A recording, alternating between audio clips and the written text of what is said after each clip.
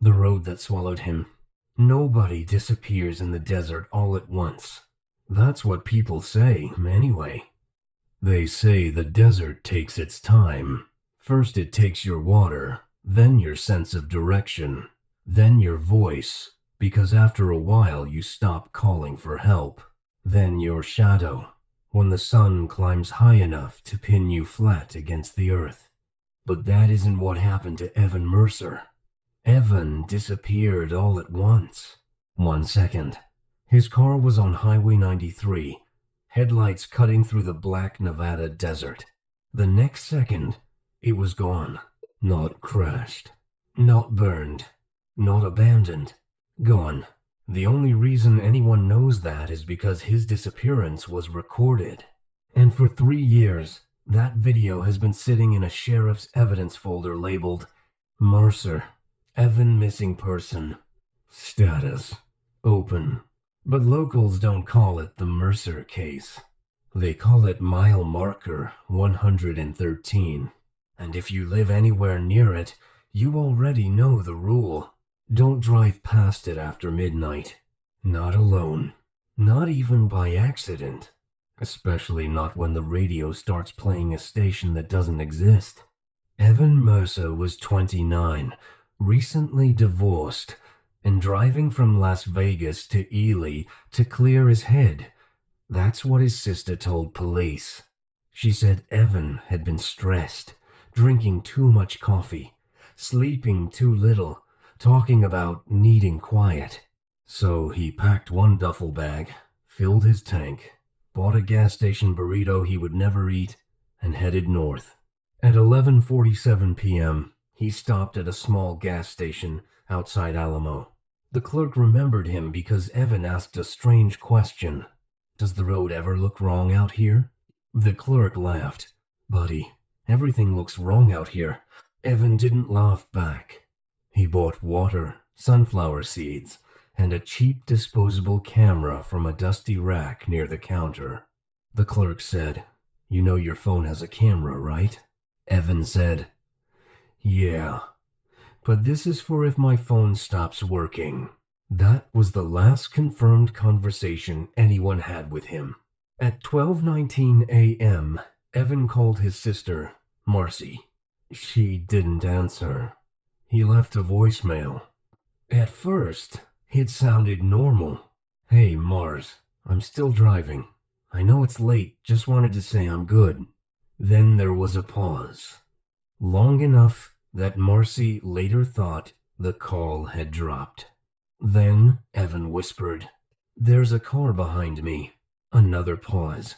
"It's been behind me for 20 miles, but I haven't seen headlights."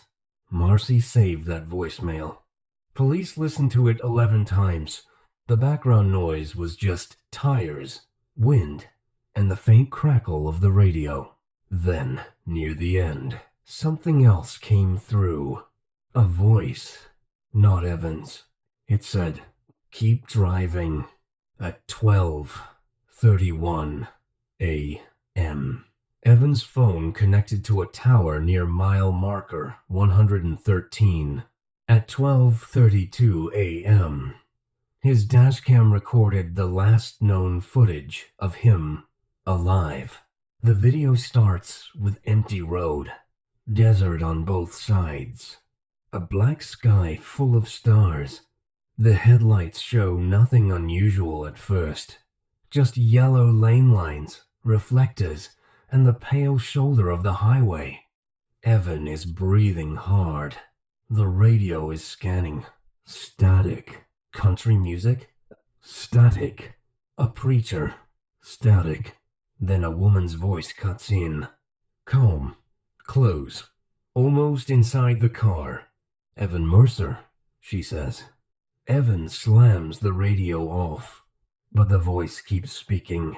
"Do not reduce speed." Evan says, "What the hell?" The headlights flicker. The road ahead bends slightly left. Except Highway 93 does not bend there. Investigators confirmed it. At mile marker 113, the road is straight for nearly 4 miles. In the video, it curves. Not sharply, gently, like the highway is inviting him somewhere. Evan slows down. The woman's voice says, "Do not reduce speed." Then the dashcam glitches.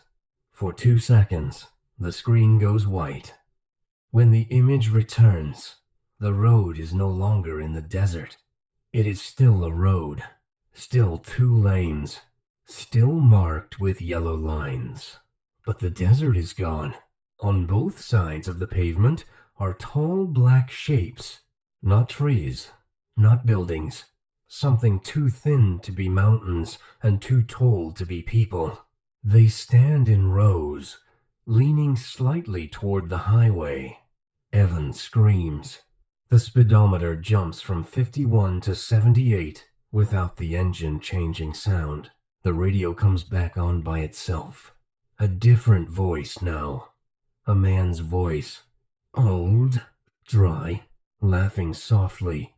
The first time, Evan grabs the wheel with both hands. The headlights catch a road sign. It says, "Welcome back." Then the dashcam shows something moving in the rearview mirror. A pair of headlights, far behind him. Then closer. Then closer. Then directly behind him. But when Evan turns his head, the rear windshield is black. No car. No lights. Nothing. Only the mirror shows them. He whispers, "Please, please, please." The road begins to narrow. The yellow lines stretch like wet paint. The black shapes on the sides bend lower. The woman's voice returns. "Choose an exit." Evan says there are no exits. And then there are signs appear along the road. Not green freeway signs. Old wooden signs. Each one points into the darkness. Home, hospital, wedding, childhood, last chance. Evan passes them all. The engine starts to whine. Something knocks on the passenger window. Once, twice, 3 times. Evan does not look. The knocking becomes tapping, then scratching. Then a palm slaps the glass so hard the camera shakes. It is his own hand, pressed against the outside of the passenger window. Same ring, same scar, same bitten fingernails. Evan looks, and there he is. Another Evan, running beside the car at 70 miles an hour. Mouth open, eyes wide, screaming without sound. The Evan outside points ahead. The Evan inside looks forward. The road ends. Not in a wall. Not in a cliff. It simply stops. Beyond it is a vertical sheet of darkness, standing across the highway like a doorway made of night. Evan yanks the wheel. The car doesn't turn. The woman says, "Thank you for choosing the road." Evan screams one last time. The car enters the dark. The video cuts out. Police found tire tracks at mile marker 113 the next morning. They ran straight down the highway, then veered slightly toward the shoulder, then stopped. Not faded, not buried. Stopped, as if the car had lifted clean off the road. Search crews found no debris, no broken glass, no skid marks, no footprints, no Evan, no car. Nothing, except one thing. A disposable camera. It was lying in the dirt 20 feet from the last tire mark. The film was developed 2 days later. Most of the photos were useless. Gas station shelves. The steering wheel. A blurry shot of Evan's own face, looking exhausted.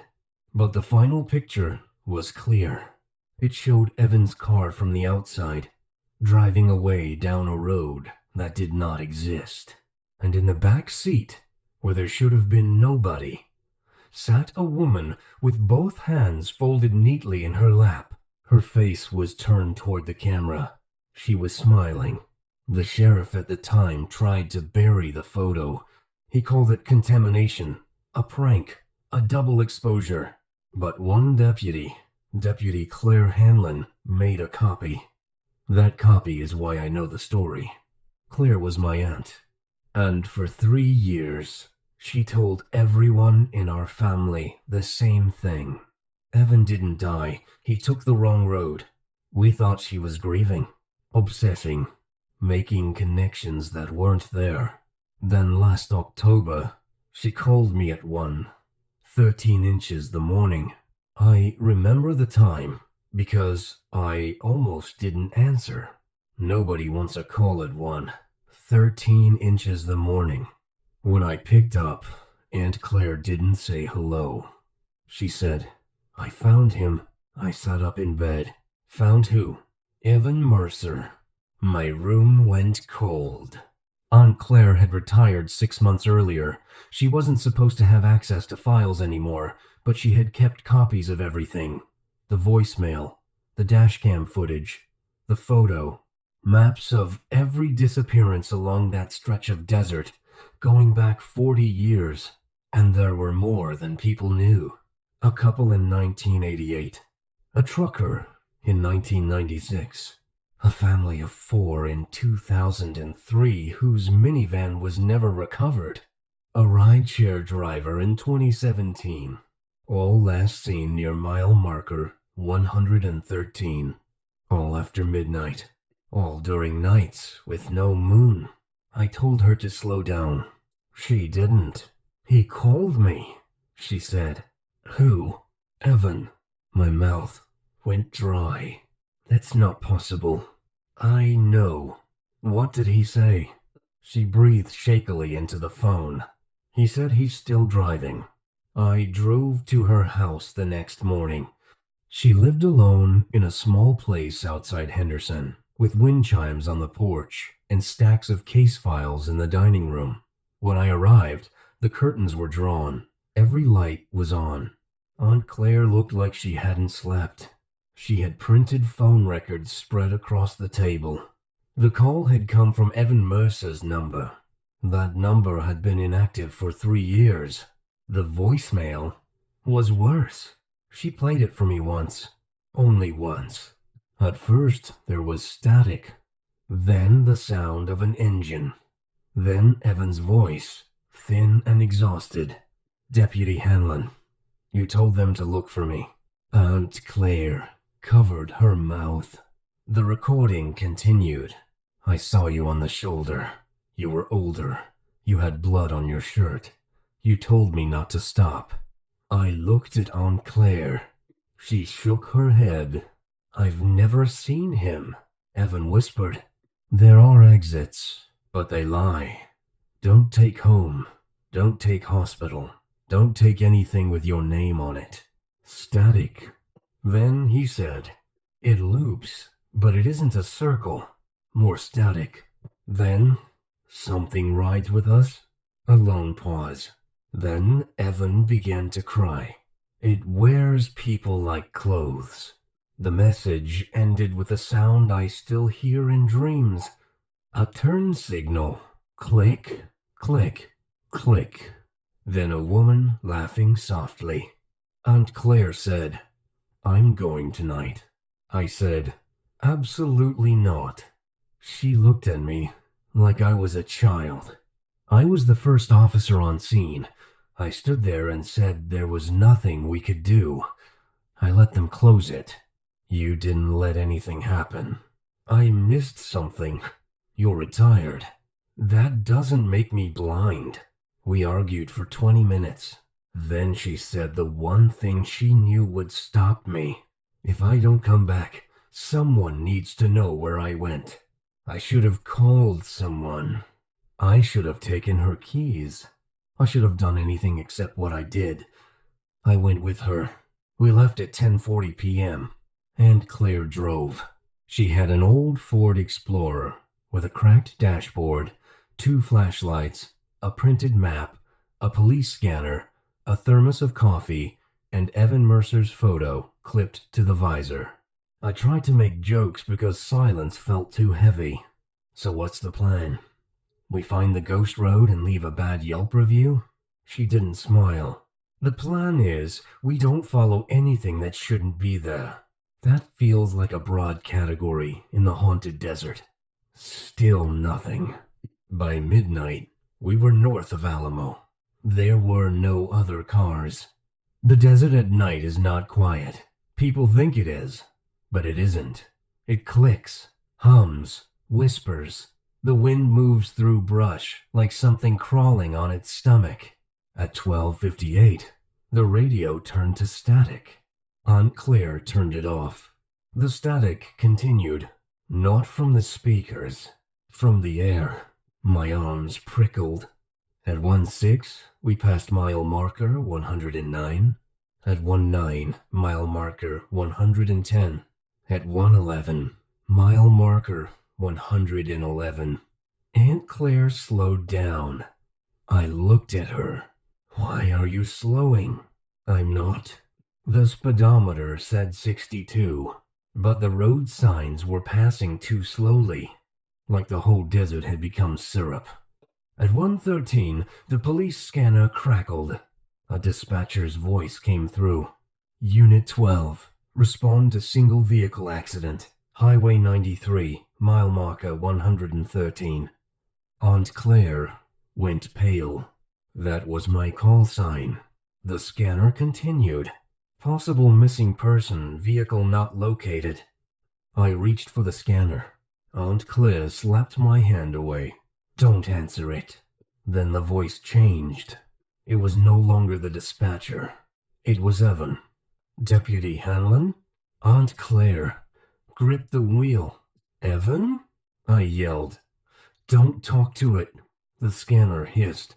Then Evan whispered. She's in the back seat. Every muscle in my body locked. I did not turn around. Neither did Aunt Claire. In the rearview mirror, I saw only darkness. Then the suspension dipped, just slightly, like someone had sat down behind us. Aunt Claire whispered, "Keep looking forward." A smell filled the car. Hot dust, old perfume, and something rotten underneath. The scanner clicked. A woman's voice said, "Do not reduce speed." Ahead, the highway bent left. My stomach dropped. "That road doesn't curve," Aunt Claire said. "I know. Tell me you see it too." I see it. The Explorer's headlights flickered. For half a second, the desert vanished. Black shapes lined the road. Tall, thin, waiting. Then, the desert returned. I started praying, which was strange, because I'm not religious. But fear makes you reach for locked doors just in case one opens. A sign appeared on the shoulder. Mile marker 113. Except someone had crossed out 113. Underneath, written in black dripping letters, it said, again, Aunt Claire accelerated. What are you doing? Getting through it. That feels like how people die in every horror movie. We are already in the horror movie. Fair point. The road stretched ahead. The yellow lines began to blur. The stars disappeared one by one, not behind clouds, but like someone was switching them off. Then headlights appeared behind us. I checked the side mirror. Nothing. Rear view mirror. Headlights. Closer. Side mirror. Nothing. Rear view. Closer. I said, "Claire, I see them." The scanner crackled. Evan's voice said, "If it passes you, don't look at the driver." The headlights moved left. Something was overtaking us. There was no engine sound, no tires, just light sliding alongside the Explorer. I stared straight ahead. A vehicle pulled up beside us. In my peripheral vision, I saw a white sedan. Evan's white sedan. The same one from the case file. Its windows were down. Aunt Claire whispered, "Don't look." but a person can only resist so much. I looked. Evan Mercer was driving. His face was gray and stretched thin, like he had aged 30 years in 3. His hands were locked at 10 and 2. His lips trembled. He did not look at me. He stared forward. In the passenger seat sat the woman from the photo, hands folded, back straight, smiling. Then she turned her head toward me. Her eyes were empty white circles. My nose began to bleed. Aunt Claire screamed my name. I snapped my head forward. The white sedan vanished, but the passenger window beside me now had handprints on it. From the inside, the road signs began appearing. Home, hospital, childhood, wedding, last chance. Then new ones. Claire, Daniel, my name. I had never told the desert my name.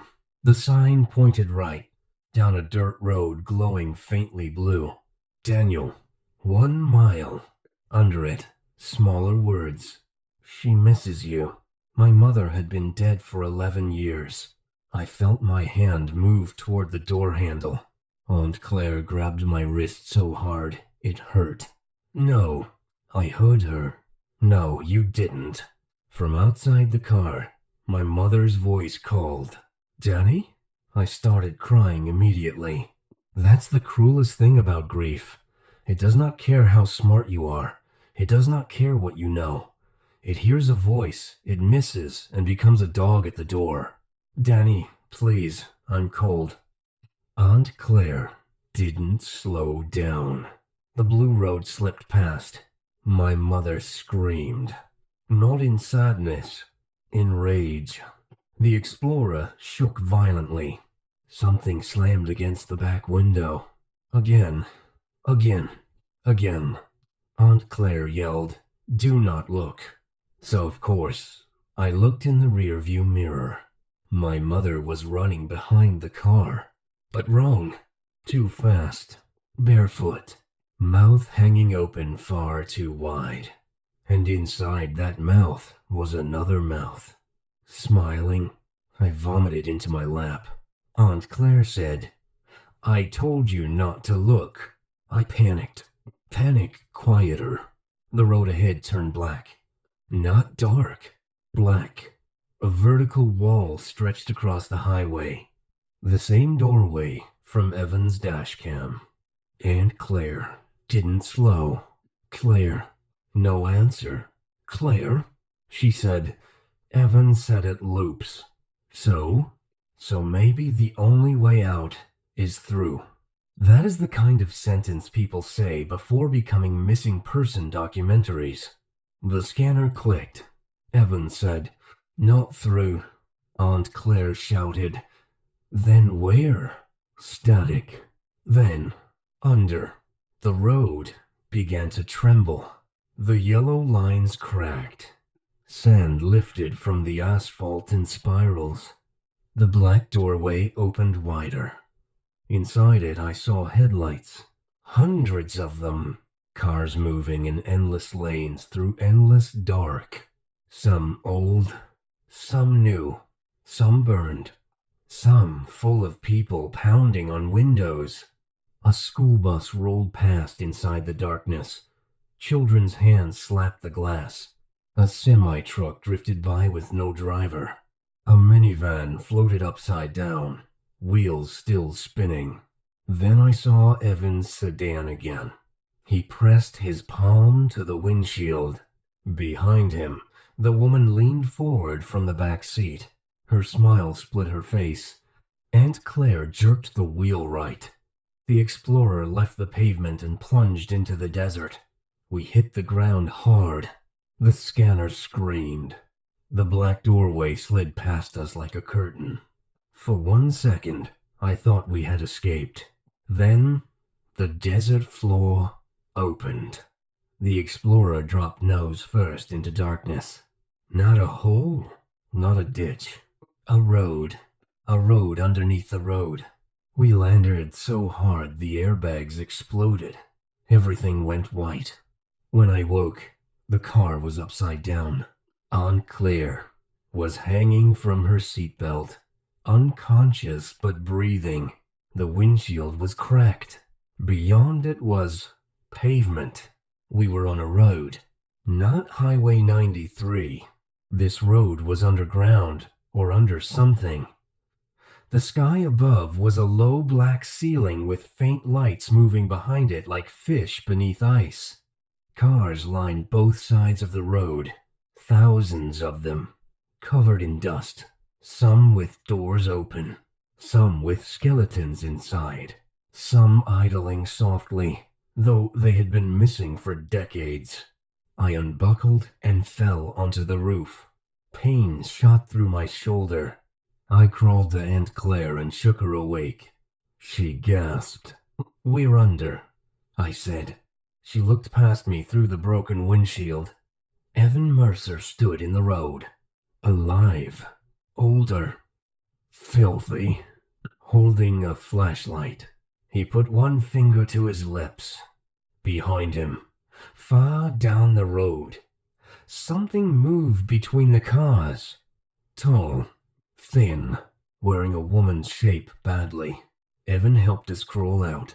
He smelled like gasoline and rain. Aunt Claire stared at him. "Evan?" He nodded once. "You shouldn't have come." "You called me." "No," he said. "It did." The thing down the road stopped moving. Its head turned. Evan's face changed. "We have to go." He led us between abandoned vehicles. As we passed them, radios turned on. Different voices. Begging, threatening, laughing. A little girl asked if we had seen her dad. An old man whispered winning lottery numbers. A woman offered directions home. Evan said, "Don't answer anything." Aunt Claire asked, "What is this place?" Evan said, "A shoulder." "What?" "The shoulder of something bigger." We reached his white sedan. It was scratched, dented, filthy, but still running. The woman's handprints covered every window from the inside. Evan opened the driver's door. "Get in," I said. "Absolutely not." He looked at me. "You want to walk?" I got in. Aunt Claire took the back seat. I sat up front. Evan drove. The road beneath the world stretched forever. As we moved, I saw exits above us like wounds of light. Brief openings back into normal roads. Highways, parking lots, suburban streets. A tunnel, a bridge, a desert shoulder. Evan said, "Most exits are bait. How do you know which one is real?" "You don't." "That's comforting. You learn which ones kill faster." Aunt Claire leaned forward. "How long have you been here?"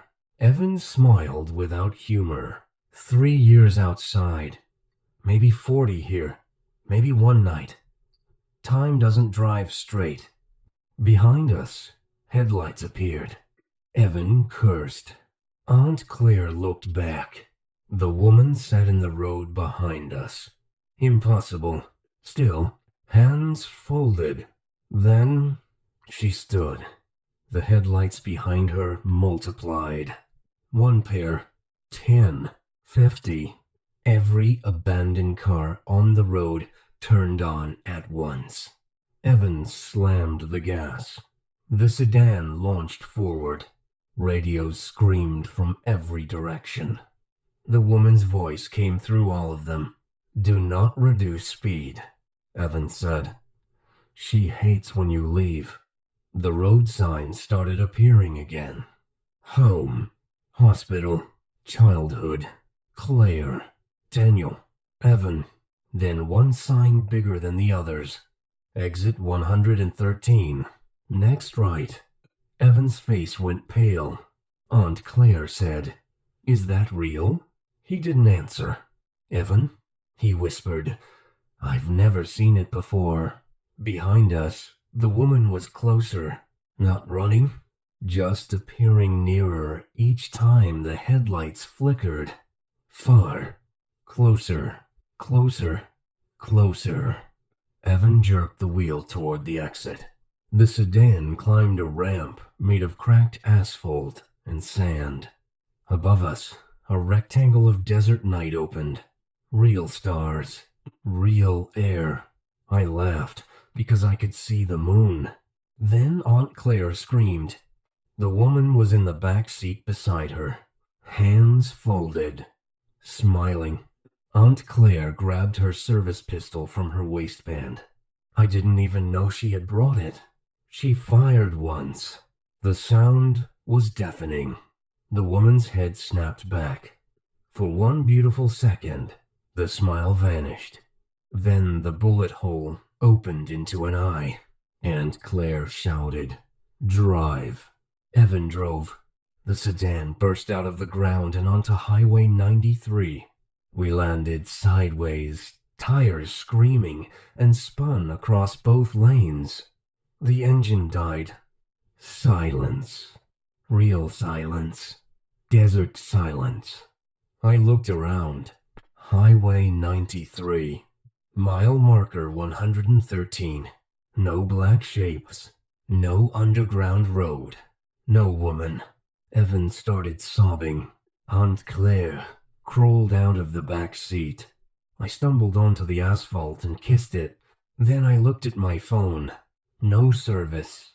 The time was 1:13 a.m. Aunt Claire laughed once, wild and relieved. We made it. Evan No. I followed his stare. Down the highway, a pair of headlights approached. A normal car. Maybe a truck. Maybe someone who could help. But Evan backed away. No, no, no. The headlights slowed. A white Ford Explorer pulled onto the shoulder. Its dashboard was cracked. Its front bumper dented. Its driver's side airbag hanging loose.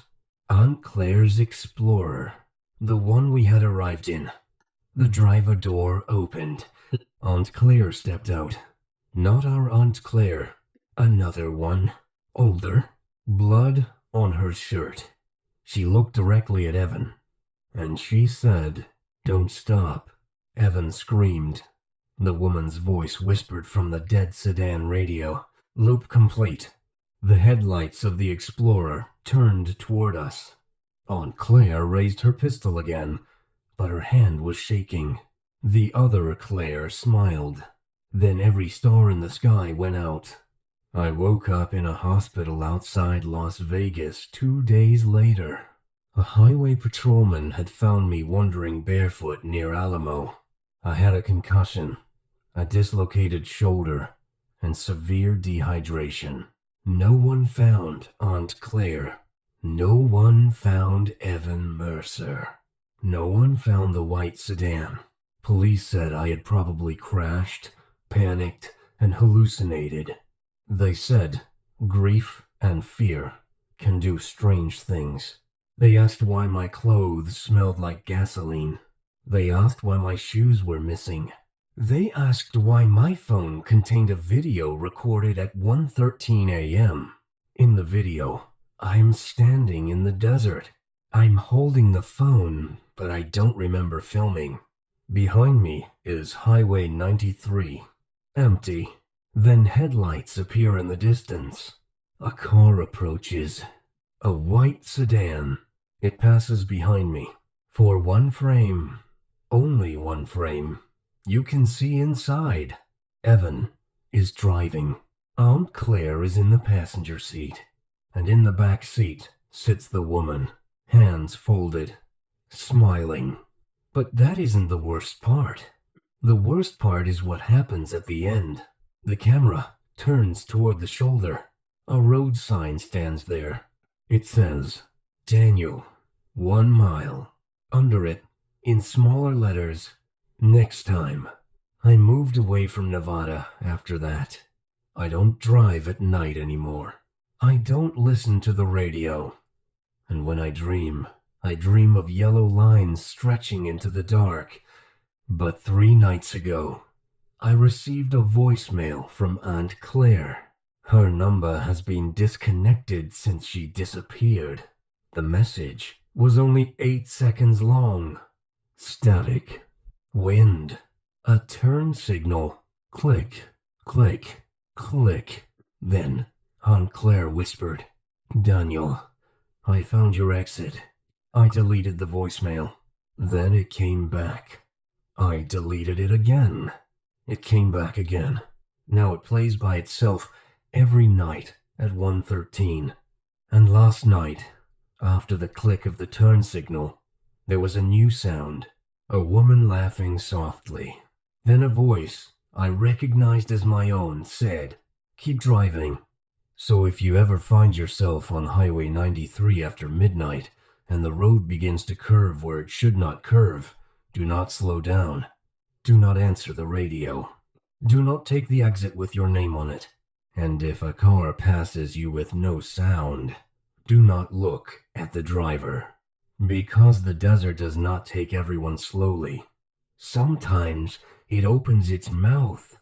And sometimes, if you are very unlucky, it gives you a road.